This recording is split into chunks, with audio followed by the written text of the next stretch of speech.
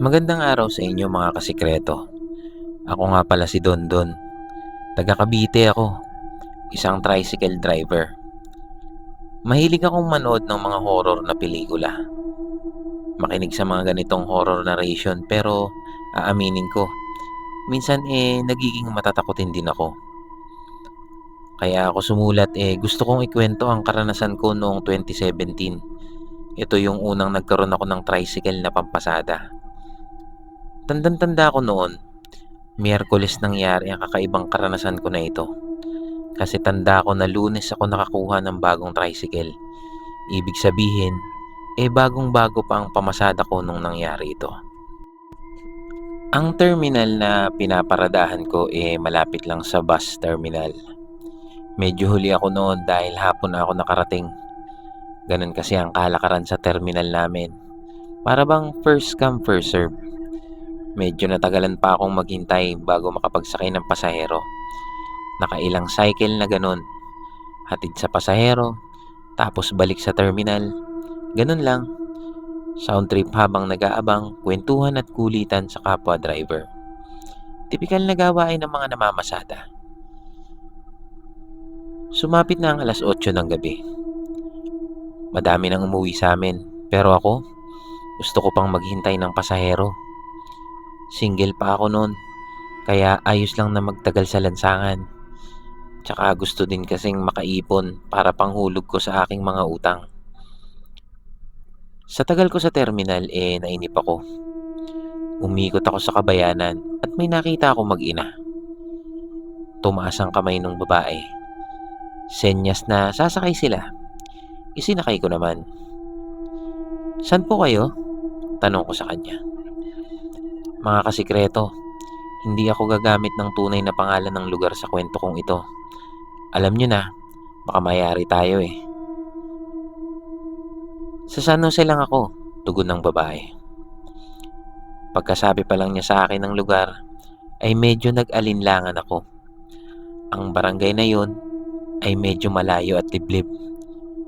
Talagang napaisip ako pero inalala ko din naman ang mag-ina kasi alam ko sa sarili ko na mahihirapan silang makasakay ng gabi na yon, lalo na sa mga ganong oras.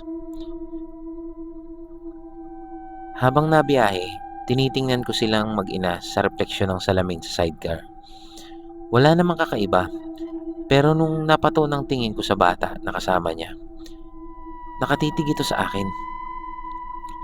Nakatitig siya na medyo nakangiti. Para bang nakakalokong ngiti. Medyo kinabahan ako noon. Pero hindi ko naman inisip masyado dahil alam ko naman na bata lang yon. Baka nagbibiro lang. Tsaka ramdam ko na ano bang magiging problema. Pero habang binabaybay ko ang madilim na daan patungo sa destinasyon namin, ay nag-iiba din talaga ang pakiramdam ko. Oo, natatakot na ako. Naalala ko lahat ng mga pinanood ko na pelikula na ganitong ganito ang nangyari pero pilit kong nilalabanan ang takot na yon. Sinilip ko ulit sila at nakatingin pa rin sa akin ang bata. Hindi ito kumukurap. Ganon-ganon pa din ang pagkakangiti tulad ng ngiti niya sa akin kanina. At nang makarating kami sa lugar nila, bumaba ang babae at nagabot ng bayad. Napatingin ako sa kanya at nagtanong, "Ma'am, nauna na bang bumaba ang anak ninyo?" Nagulat ang babae. "Anong anak? Mag-isa lang ako, kuya. Tinatakot mo naman ako eh," sagot nito sa akin. "Pero ma'am, may kasama po kasi kayo kanina. Kitang-kita ko po ito simula nung sinakay ko kayo." Pangangatwiran ko sa babae. Pero talagang inilaban niya sa akin na mag-isa lang siya na sumakay. Dali-dali siyang pumasok sa bahay nila. Ako, naiwan sa tricycle kong nagtataka, nahihiwagaan at natatakot. Ewan, para akong napalubog sa napakalamig na tubig. Hindi ko alam kung paano na babalik sa terminal. Dahil naisip ko kung sino at ano ang bata na yon. Paano siya nawala? Talaga bang mag-isa lang si ma'am? Ang dami kong katanungan. Napayosi pa ako nun saglit sa pagkakatigil. Hinintay kong makarecover ako para makapagmaneho pabalik sa bahay. Oo, diretso akong umuwi. Sobrang takot. Ang hirap ipaliwanag ng pangyayari na yon. Alam na alam ko ang nakita ko. Talagang andun yung bata. Pero ano pa bang magagawa ko? Biglang nawala eh. Hanggang ngayon, iniisip ko pa din yun pag nagbabiyahe ako ng gabi. Dasal ko lang lagi ang kaligtasan ko para sa pamilya ko. May pamilya na nga po pala ako ngayon. 3 na ang aking anak. Kaya medyo maingat na talaga. Alam nyo na, maraming umaasa. Sa mga kapwa tricycle driver ko, mag-iingat po kayo palagi. Sana nagustuhan ninyo ang aking kwento. Next time po ulit, susulat ulit ako. Ako nga pala si Dondon ng Cavite.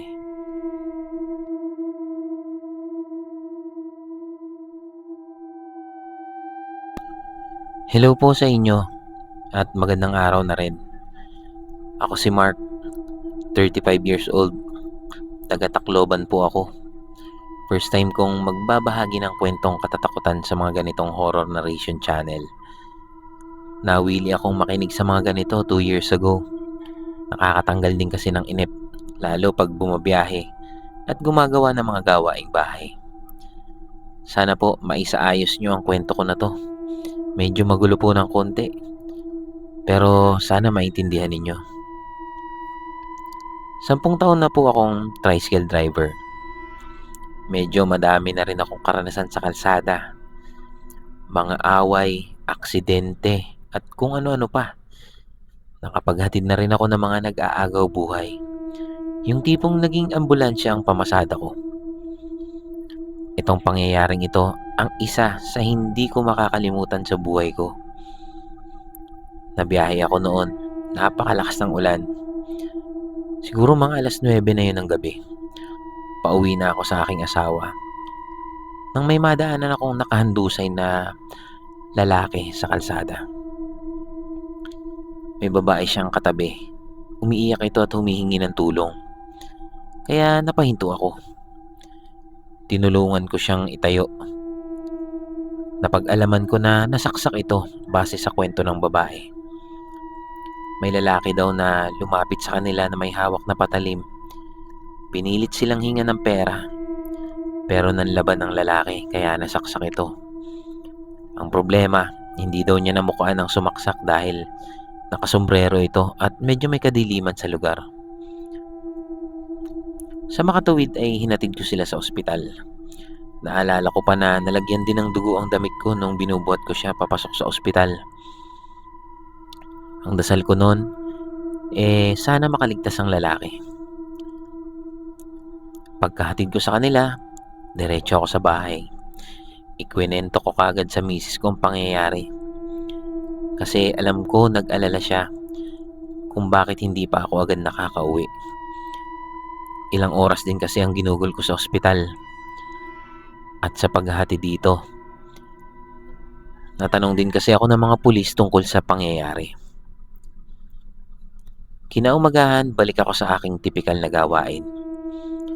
Medyo good mood ako kasi pakiramdam ko parang superhero dahil nakatulong ako sa nangangailangan noong gabi. Andong ibinida ko ito sa mga kasamaan ko sa terminal. Pero sa likod ng isip ko, inaalala ko pa rin kung anong nangyari doon sa lalaki na yon. Mga 6:00 ng gabi, napadaan ako sa ospital na pinaghatidan ko sa kanila. Napansin ko sa may gilid ng ospital, andun yung lalaki. Naka-wheelchair ito. Medyo napangiti ako. Kasi nakasurvive pala siya. Pero nakatingin siya sa malayo. Tapos mag-isa. Nilapitan ko siya tapos kinumusta ko. "Kumusta ka?" Tanong ko sa kanya. Ngumiti lamang siya. At sinabi ko, "Ako nga pala yung naghatid sa iyo kagabi. Nakasama mong babae dito sa ospital. Mabuti naman at ayos ka na." Sabi ko sa kanya. Lumingon siya sa akin at sabi niya sa akin, "Maraming salamat." Nakangiti siya habang binibigkas ang mga salita na yon. Sobrang aliwalas ng mukha niya. Yung bang parang walang ka-stress-stress ang itsura. "O siya, sige na. Ako'y mamamasada pa. Ingat kayo ha," sabi ko sa kanya. Ngumiti siya ulit. Habang naglalakad ako pasakay sa tricycle ko, narinig ko ang boses ng babae na umiiyak. Lumabas siya doon sa harapan ng ospital. Doon ko nakita ang babae na kasama ng lalaki nung gabi na yun. Nagtataka ako kung bakit siya nag-iiyak. Agad ako lumapit sa kanya. "Ma'am, okay ka lang? Ba't ka nag-iiyak? Okay na yung kasama mong lalaki, di ba?" Napatingin siya sa akin at lalong umiyak. Sabi ko pa, "Andun siya sa gilid ng ospital, oh. Iniwan mo naman, ma'am. Grabe ka." Sumagot siya sa akin, "Patay na siya. Ngayon lang. Hindi na siya nagising." At doon ako nagulat. Nabigla ng lamig. Nawala sa ayos ang aking pag-iisip. "Ano? Kausap ko lang siya kanina eh," sabi ko sa babae. Hinila ako ng babae papunta sa kwarto kung saan nakahiga ang lalaki. Doon ko nakita ang walang buhay niyang katawan. Nanlumo ako. Napaluha din dahil sa maiksing panahon ay alam kong naging parte ako ng buhay nila. Pero sa likod ng isipan ko, paanong nakausap ko siya dun sa labas? Maaga pa akong umuwi ng bahay. Napaisip ako. Oo, alam ko iisipin ninyo na walang katotohanan itong mga sinasabi ko. Pero kahit ako, nahihirapan din akong intindihin at kumbinsin ang sarili ko sa mga nangyari na yon. Maaring nagpakita lamang siya sa akin para magpasalamat. Pero grabe, hanggang ngayon, pag naaalala ko, kinikilabutan ako. Piruin mo, nakausap ko ang isang kaluluwa.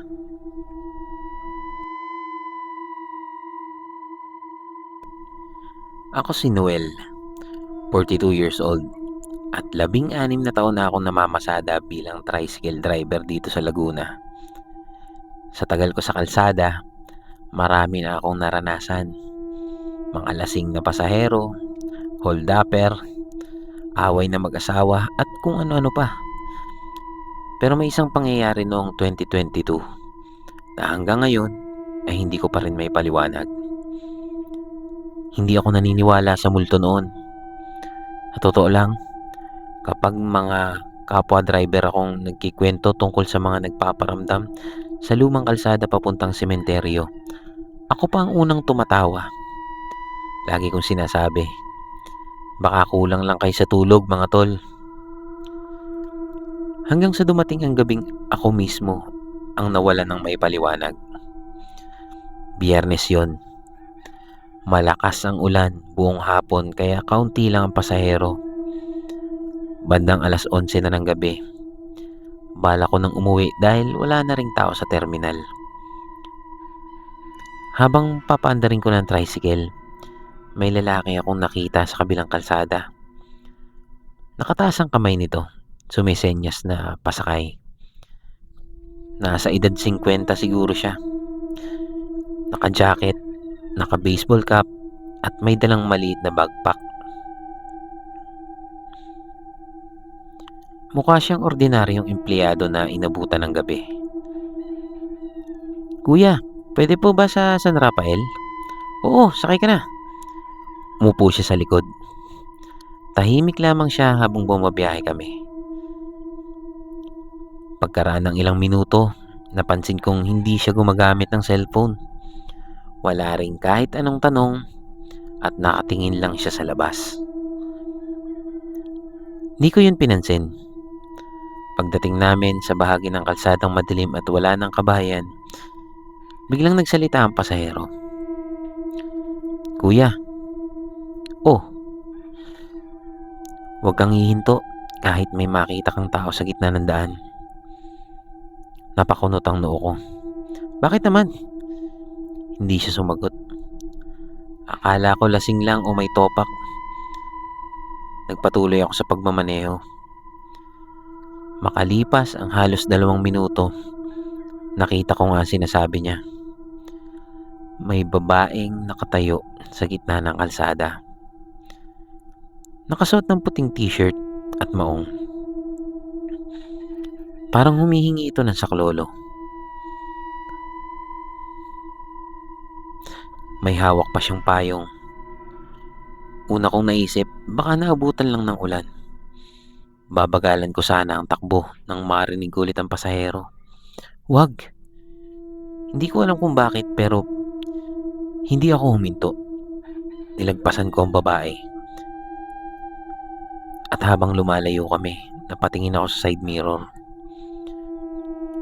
Doon nagsimulang tumayo ang balahibo ko. Wala nang tao sa gitna ng kalsada. Pero nakatayo na sa likod mismo ng tricycle. Parang nakasunod. Hindi siya tumatakbo. Hindi rin naglalakad. Pero bawat tingin ko sa salamin, mas lumalapit siya. Agad kong binalik ang tingin sa harapan. Pakiramdam ko, bumigat ang hangin sa loob ng sidecar. At pagdating namin sa barangay hall ng San Rafael, huminto na ako. Lumingon ako para singilin ang pasahero. Wala na siya. Bakante ang sidecar. Hindi ko narinig na bumaba siya. Hindi rin bumukas ang pinto. Naiwan lang sa upuan ang isang basang 50 piso. Inisip kong baka bumaba siya habang nakahinto kami sa stoplight. Pero imposible. Wala kaming hinintuan mula nang sumakay siya. Kinabukasan, ikwinento ko yon sa mga kasamahan kong driver. Tahimik silang lahat. Pagkatapos ay may isang matandang driver ang nagsabi, may sumakay na rin sa akin ng ganyan. Hindi siya tao. Siya ang nagbababala sa mga driver. Natawa ako. Pero bigla niyang nilabas ang isang lumang clipping sa dyaryo. May aksidenteng nangyari sa parehong lugar 5 taon na ang nakalipas. Isang lalaking empleyado ang namatay matapos niyang iwasan ang isang babaeng biglang tumawid sa gitna ng kalsada habang umuulan. Nang makita ko ang litrato ng biktima, oo, nanlamig ang buong katawan ko. Siya mismo ang lalaking isinakay ko ng gabing yun.